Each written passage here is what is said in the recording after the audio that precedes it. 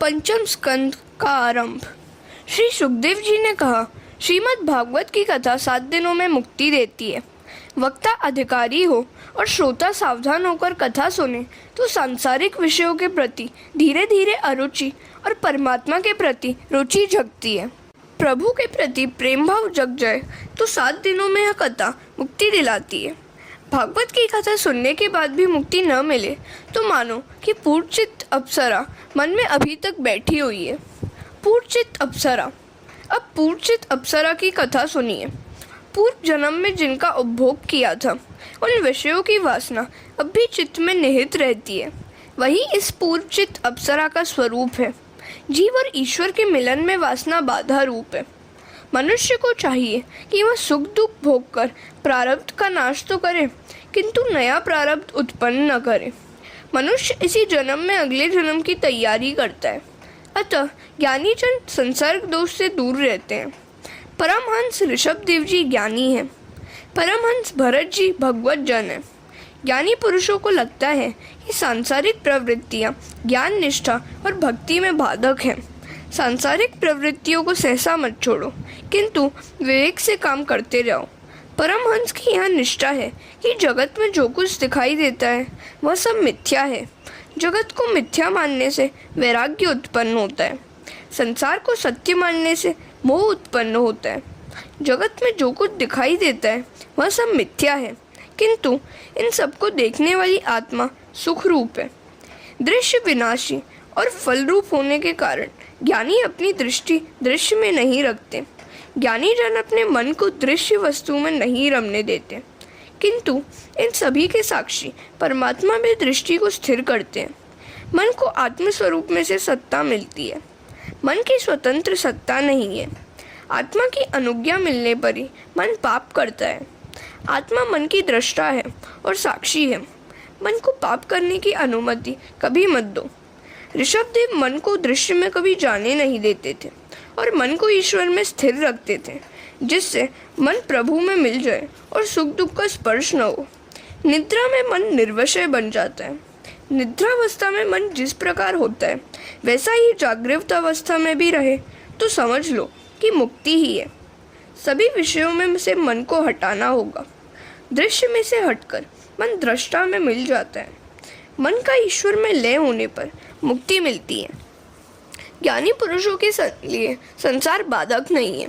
ज्ञानी पुरुष स्वेच्छा से नहीं अपितु अनिच्छा से प्रारब्ध के कारण जीते रहते हैं।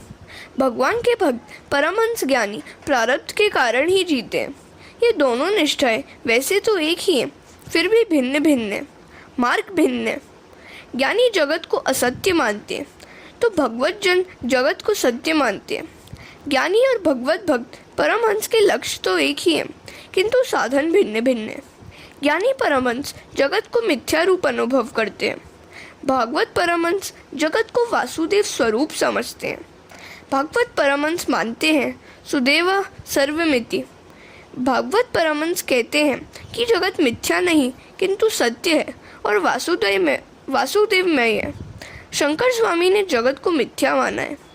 इन दोनों निष्ठाओं में शाब्दिक भेद है, तत्वतः नहीं। जगत असत्य और सभी का दृष्टा ईश्वर सत्य है, ऐसा ज्ञानी मानते हैं। वैष्णव भागवत मानते हैं कि जगत ब्रह्म का ही स्वरूप है। हरे कृष्ण। वेदांती का विवर्तवाद है और वैष्णवों का परिणामवाद। ज्ञानियों का विवर्तवाद है।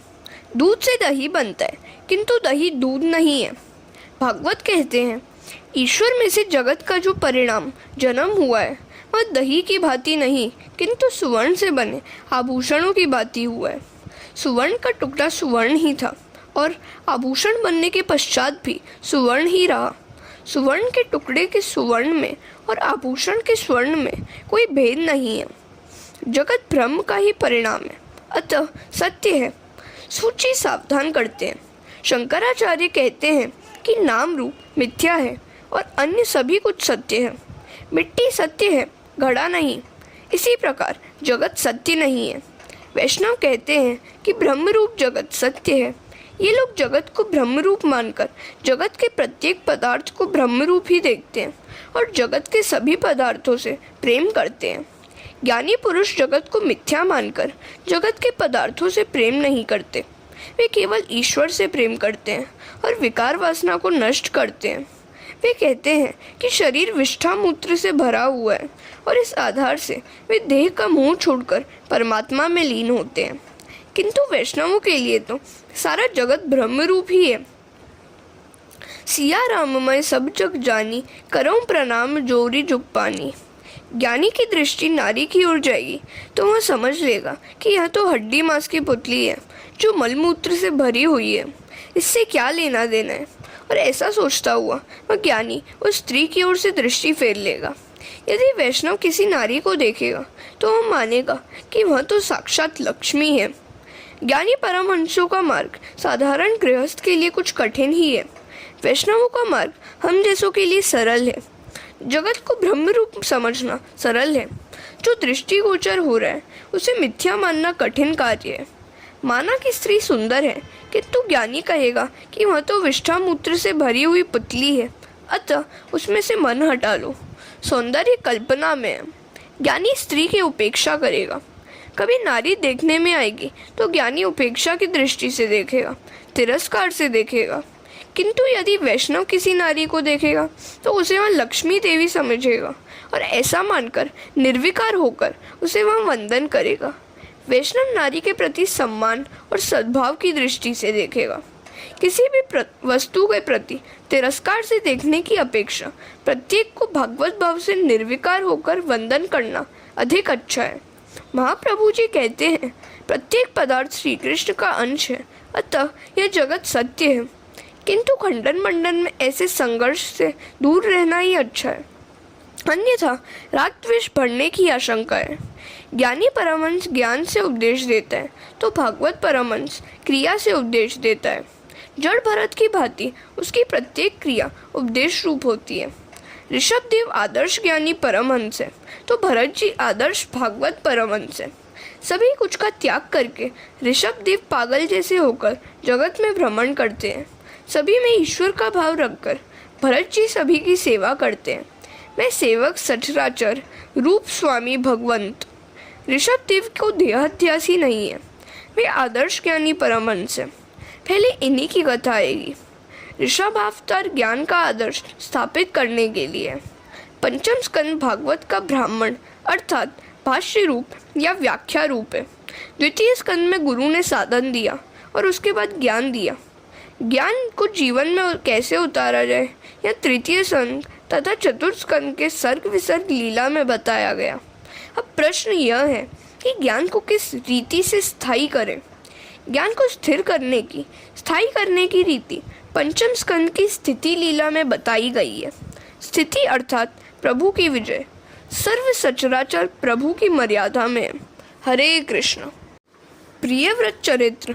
परीक्षित राजा आरंभ में प्रश्न करते हैं, मनु के पुत्र राजा प्रियव्रत की विवाह करने की इच्छा नहीं थी, फिर भी उन्होंने विवाह क्यों किया? गृहस्थाश्रम निभाते हुए भी उन्होंने सिद्धि की प्राप्ति कैसे की? किस प्रकार कृष्ण में उनकी भक्ति दृढ़ हुई? सुखदेव जी वर्णन करते हैं, घर भक्ति में बाधक रूप है। घर में गृहस्थ को विषमता, पक्षपात करनी पड़ती है। गृहस्थ सभी की ओर संभाव नहीं रख सकता। वह शत्रु, मित्र, चोर, सेठ आदि सभी के प्रति संभाव नहीं रख सकता। श्री कृष्ण का गृहस्थाश्रम ऐसा था कि वे सभी के प्रति संभाव रखते थे। एक बार दुर्योधन उनसे सहायता मांगने आया। वैसे उसने श्री कृष्ण का कुछ समय पहले अपमान किया था, फिर भी निर्लज्ज होकर वह सहायता की याचना करने चला आया। सामान्य गृहस्थ अपना अपमान भूल नहीं पाता, किंतु श्री कृष्ण दुर्योधन को सहायता देने के लिए तैयार हो गए। अर्जुन भी सहायता मांगने आया था। दुर्योधन ने कहा कि मैं अर्जुन से पहले आया हूँ, अतः मांगने का पहला अधिकार मेरा ही है। श्री कृष्ण ने कहा, मैं तो तुम दोनों की सहायता करूँगा। एक के पक्ष में मेरी नारायणी सेना होगी और अन्य के पक्ष में निशस्त्र मैं। दुर्योधन ने सोचा, श्री कृष्ण तो बातें ही बनाते रहेंगे और मुझे तो युद्ध करने वाले की आवश्यकता है, बातूनी की नहीं। उसने नारायणी सेना मांग ली। अर्जुन ने श्री कृष्ण को मांगा। इस प्रकार श्री कृष्ण ने अर्जुन और दुर्योधन दोनों के प्रति संभाव रखा। श्री कृष्ण गृहस्थाश्रमी नहीं, आदर्श सन्यासी हैं। गृहस्थाश्रमी होने पर भक्ति कार्य में कुछ न कुछ बाधा उपस्थित होती रहती है। अतः राजा प्रियव्रत ने सोचा कि इस व्यवहार का मुझे त्याग करना होगा। परमार्थ में अभेद बुद्धि और व्यवहार में भेद बुद्धि का निर्वाह करना पड़ता है। व्यवहार भेदभाव जगाता है। भेदभाव होने पर काम, क्रोध आदि विकार पैदा होते हैं। ज्ञानी पुरुष सभी को अभेद भाव से देखते हैं। व्यवहार और परमार्थ को एक करना टेढ़ी खीर है। भेदभाव के कारण व्यवहार में वैर और असमानता उत्पन्न होती ही है। अतः ज्ञानी जन सभी प्रवृत्तियों का त्याग करके एकांत में भक्ति करते हैं। घर में भक्ति नहीं हो पाती क्योंकि कई विक्षेप आते रहते हैं। तुम गृह त्याग करके गंगा किनारे जा नहीं सकते, अतः कहना पड़ता है कि घर में ही रहकर भजन करो। जीव जब प्रभु के साथ एक होता है तभी साक्षात्कार कर सकता है।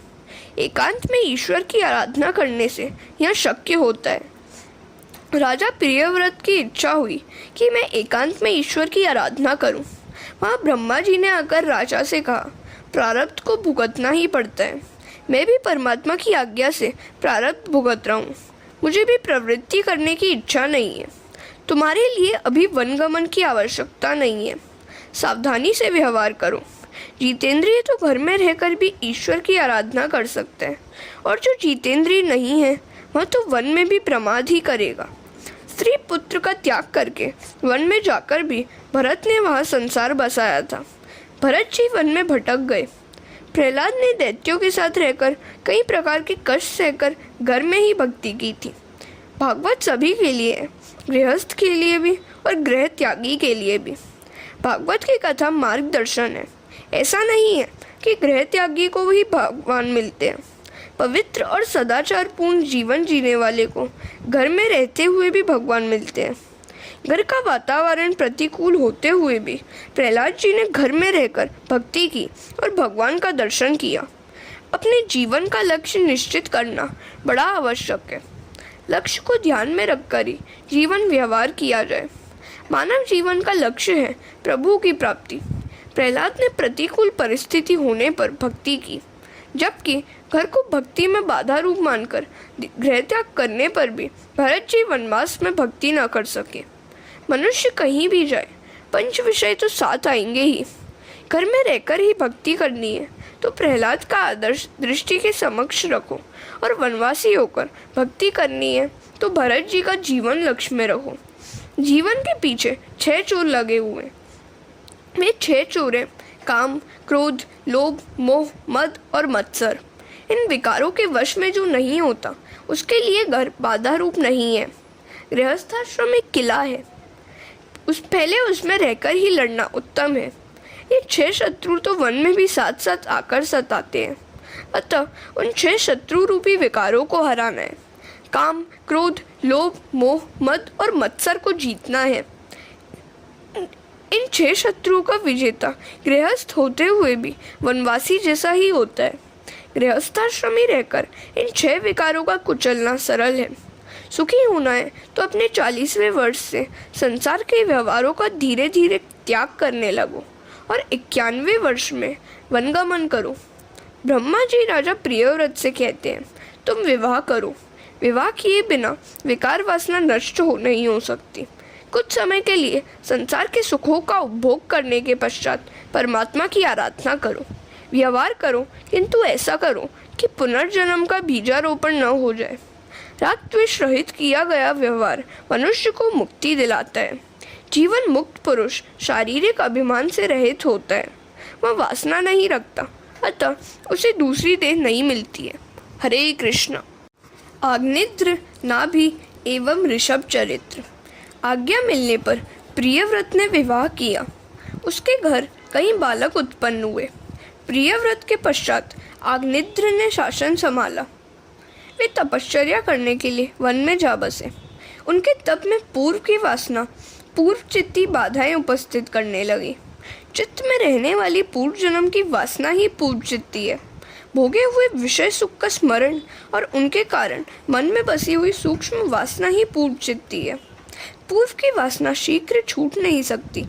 इंद्रियों को मिला हुआ सुख वे बार बार मांगती रहेंगी। ऐसी वासना जगने पर मन को समझाना होगा कि तूने आज तक कितना सुख भोग किया, फिर भी तृप्ति नहीं हो पाई है क्या? जब तक विषयों का आकर्षण है तब तक विषय इच्छा नष्ट नहीं हो पाती। विषयों के प्रति आकर्षण न रहने पर विषय इच्छा नष्ट होती है। सांसारिक विषयों में जब तक रुचि रहती है तब तक यह जीव ज्ञान भक्ति के मार्ग में आगे नहीं बढ़ सकता। पूर्व चित्ती सभी को सताती है। पूर्व चित्ती का अर्थ है पूर्व के संस्कार। निवृत्ति होने पर भी पूर्व की वासना का स्मरण होते रहना ही पूर्व चित्ती है। आग्नेत्र राजा पूर्व चित्ती में फंसे हुए हैं। आग्नेत्र के घर नाभि हुए, नाभि के घर पुत्र रूप में ऋषभ देव हुए। ऋषभ देव जी ज्ञान के अवतार थे।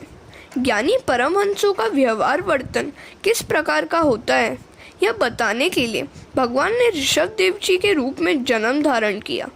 वे जगत को ज्ञानी परमहंस का आदर्श बताना चाहते थे। ऋषभ का अर्थ है सर्वश्रेष्ठ। ऋषभ देव बार बार उपदेश देते हैं कि मानव जीवन भोग के लिए नहीं, तपश्चर्या के लिए है। तप करो और सभी में ईश्वर को देखो। विषय सुखों में ही मानव शरीर का दुर्व्यय मत करो। जगत में ज्ञानी परमहंसों को किस प्रकार रहना चाहिए यह बताने के लिए ऋषभ देव जी ने सभी संगों का और सर्वस्व का त्याग किया। अनेक सिद्धियां उनके पास आई, फिर भी वे उनमें नहीं फंसे। गृहस्थ के लिए धन त्याग और काम सुख का त्याग करना जितना कठिन है उससे भी अधिक कठिन है महात्माओं के लिए सिद्धियों का त्याग। ऋषभ देव जी नग्नावस्था में ही घूमते फिरते हैं, खड़े खड़े ही खा लेते हैं, बैल की भांति सब्जी का आहार करते हैं। किसी के द्वारा पीटे जाने पर वे मान लेते हैं शरीर ही पीटा गया है, मैं शरीर से भिन्न हूँ, ब्रह्मनिष्ठ हूँ। सभी जानते हैं कि शरीर से आत्मा भिन्न है, किंतु इसका अनुभव तो बहुत कम व्यक्ति ही कर सकते हैं। श्रीफल नारियल में अंदर का सफ़ेद गोला और उसका कठोर आवरण एक न होने पर भी जब तक अंदर पानी है तब तक वे एक दूसरे को छोड़ते नहीं हैं। इसी प्रकार जब तक मनुष्य को विषय में रस है, विषय की आसक्ति है, तब तक शरीर और आत्मा की भिन्नता का अनुभव नहीं हो सकता। शरीर आवरण है, आत्मा गोला है, विषय रस पानी है। संसार की किसी भी वस्तु में जब तक रस है तब तक शरीर और आत्मा की भिन्नता का अनुभव नहीं हो पाता है। शारीरिक उपभोगों में आनंद नहीं है, आत्मा ही आनंद स्वरूप है। नाम रूप का मोह जब तक नहीं छूटता तब तक आत्मा और देह की भिन्नता समझ में नहीं आती। इसके विपरीत देहाध्यास बढ़ता ही है। संसार के जड़ पदार्थों से अति स्नेह करने से जड़ाध्यास भी बढ़ जाता है। वैराग्य के बिना ब्रह्म ज्ञान स्थायी नहीं हो पाता। ब्रह्म ज्ञान की बातें करने वाला, धन और प्रतिष्ठा से भी प्रेम करने वाला सच्चा ज्ञानी नहीं है।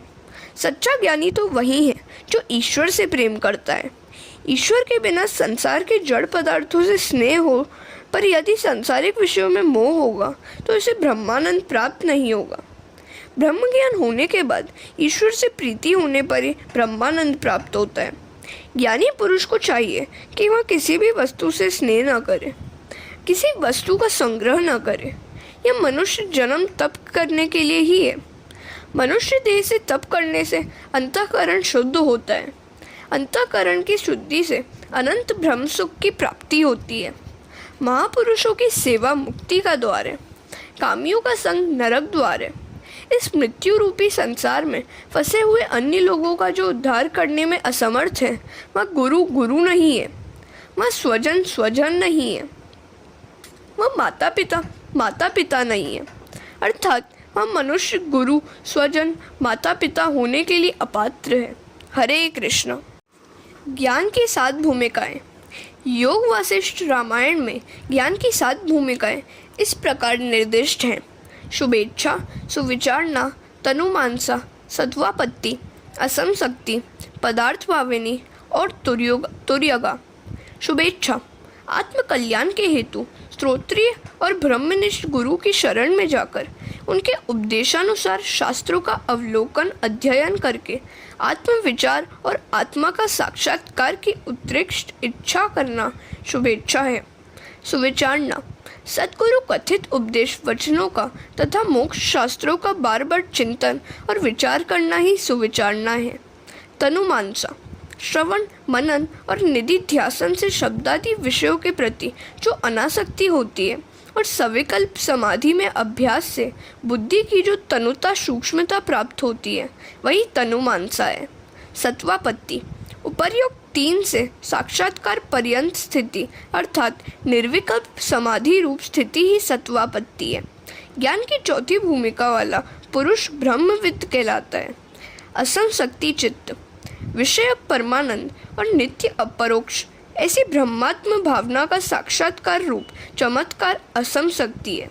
इसमें अविद्या तथा उसके कार्यों का संबंध नहीं होता, अतः इसका नाम असंशक्ति है। पदार्थ भाविनी, पदार्थों की दृढ़ अप्रतीति होती है, वह पदार्थ भाविनी है। तुर्यगा, तीनों अवस्था से मुक्त होना तुर्यगा है। ब्रह्म को जिस अवस्था में आत्मरूप और अखंड जाने, वही अवस्था तुर्यगा है। इन 7 भूमिकाओं में से प्रथम 3 भूमिकाएं साधन कोटि की हैं और अन्य 4 ज्ञान कोटि की। 3 भूमिकाएं तक सगुण ब्रह्म का चिंतन करो। ज्ञान की 5वीं भूमिका तक पहुंचने पर जड़ और चेतन की ग्रंथि छूट जाती है और आत्मा का अनुभव होने लगता है। आत्मा शरीर से भिन्न है। इस भूमिकाओं में उत्तर देहभाव भूल जाता है और अंत में उन्मत्त दशा प्राप्त होती है। ऋषभदेव जी ने ऐसी दशा प्राप्त की थी। ज्ञानी जन भी इंद्रियों से डरते हैं, वे इंद्रियों का विश्वास नहीं करते। मन का विश्वास कभी मत करो। बोलने की इच्छा ही ना हो पाए, इसलिए ऋषभदेव जी अपने मुंह में पत्थर रखते थे। यौवन में ही वैराग्य न आए, सांसारिक विषयों के प्रति अरुचि न हो पाए, तो प्रभु भक्ति प्राप्त नहीं होती। विषयों के प्रति जब तक वैराग्य न जगे, तब तक भक्ति का आरंभ नहीं होता। आँख को शक्ति देता है मन, मन को बुद्धि शक्ति देता है और बुद्धि को शक्ति देते हैं परमात्मा। आँख के साथ मन न हो तो वस्तु दिखाई नहीं देती। ऋषभदेव जी कर्नाटक आए, दावाग्नि में बुद्धिपूर्वक प्रवेश किया। देह जलती है पर आत्मा को तो कुछ नहीं होता। ऐसी आत्मनिष्ठा परमहंसों के लिए है। ऋषभदेव जी का चरित्र सामान्य मनुष्य के लिए अनुकरणीय नहीं है। ऋषभदेव जी का सबसे श्रेष्ठ पुत्र था भरत। इसी भरत के नाम से अपने देश का नाम भरतखंड पड़ा। ऋषभदेव जी के पश्चात भरत ने देश का शासन संभाला। उनकी कथा वर्तमान काल के लिए उपयोगी है। भरत जी महाभागवत है। उनके संग से सभी में भगवत भाव जगता है। उनके संग में आने वाले भक्ति रंग में रंग जाते थे। भरत जी ने व्यवहार की मर्यादा का कभी उल्लंघन नहीं किया था। वे महावैष्णव होने पर भी यज्ञ करते थे। अग्नि ठाकुर जी का मुख है। प्रत्येक देव को इष्ट देव का ही स्वरूप मानकर अन्य देवों में कृष्ण का अंश मानकर पूजा करते थे। अनेक यज्ञ करके उसका सारा पुण्य श्री कृष्ण के चरणों में अर्पित करते थे। कर्म फल परमात्मा को अर्पित करोगे तो आनंद होगा। कर्म फल प्रभु को अर्पित करने से कर्म का अभिमान नष्ट होता है। ईश्वर से अत्यधिक प्रेम करो, तभी किए हुए कर्मों का पुण्य परमात्मा को अर्पित कर सकोगे। पत्नी श्रम करती है और उसका फल दे देती है अपने पति को। कर्म करो, किंतु कर्म के फल के उपभोग की इच्छा न रखो। कर्म फल के उपभोग की इच्छा रखोगे तो कर्म का अल्प फल ही मिलेगा, पर यदि वह कर्म फल भगवान को अर्पित करोगे तो अनंत फल मिलेगा। सकाम कर्म की भागवत में कई स्थानों पर निंदा की गई है। सकाम कर्म में क्षति होने पर क्षमा नहीं मिल पाती। भरत निष्काम भाव से कर्म करते थे और उसका पुण्य श्री कृष्ण को अर्पित करते थे। सत्कर्म की समाप्ति में कहना है, अनेन कर्मणा भगवान परमेश्वर प्रियतम न मम। हरे कृष्णा। भरत चरित्र, ऐसा कहते तो कई लोग हैं, किंतु अर्थ नहीं समझते। कर्म कृष्णार्पण करने की भावना से भरत जी यज्ञ करते थे। भरत जी को युवावस्था में एक दिन वैराग्य हो आया। जिसे युवावस्था में ही वैराग्य हो और जो संयम करके भजन प्रवृत्ति बढ़ाए, उसे वृद्धावस्था में भगवान की प्राप्ति होती है। वृद्धावस्था में शारीरिक अशक्ति हो जाने के कारण तुम भक्ति नहीं कर सकोगे। तपश्चर्या यौवन में ही की जा सकती है। वृद्धावस्था में तपश्चर्या करने से अगला जन्म सुधरेगा। शरीर दुर्बल होने के बाद ब्रह्मचर्य का पालन करने का कोई अर्थ नहीं है। रामचंद्र जी युवावस्था में ही वन में गए थे। वनवास के समय उनकी आयु 27 वर्ष की थी और सीता जी की 18 वर्ष की। रामचंद्र ने यौवन में ही रावण को मारा था। तुम भी अपनी युवावस्था में कामरूपी रावण का नाश करो। वृद्धावस्था में आने वाला वैराग्य सच्चा वैराग्य नहीं होता। जवानी में ही वैराग्य की परीक्षा होती है।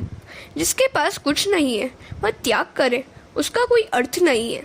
जवानी में सुख संपत्ति होने पर भी विषय सुख में मन न रमे, वही सच्चा वैराग्य कहला सकता है।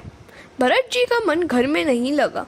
राज वैभव, सुख संपत्ति, स्त्री पुत्र आदि सब कुछ है, परंतु आग बंद होने पर इसमें से कुछ भी नहीं रह जाता।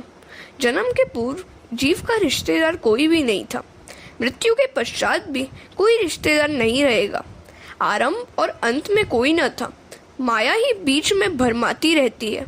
भरत जी सोच रहे हैं कि सांसारिक सुख का उपभोग तो मैंने कई वर्षों तक किया, अब विवेक पूर्वक उसका त्याग करूंगा। उन्होंने यौवन में बुद्धि पूर्वक त्याग किया। विषयों को अनिच्छा से बलात् छोड़ना पड़े तो दुख होता है, किंतु विषयों का समझ बूझकर स्वैच्छिक त्याग करने से शांति की प्राप्ति होती है। यदि विषय हमें छोड़ जाए तो अशांति होती है, किंतु यदि स्वयं हम उन्हें छोड़ दें तो शांति प्राप्त होती है। हरे कृष्ण। 6 वस्तुओं में माया। परमात्मा ने इन 6 वस्तुओं में माया रखी है कि जिसमें मन फंसता रहता है।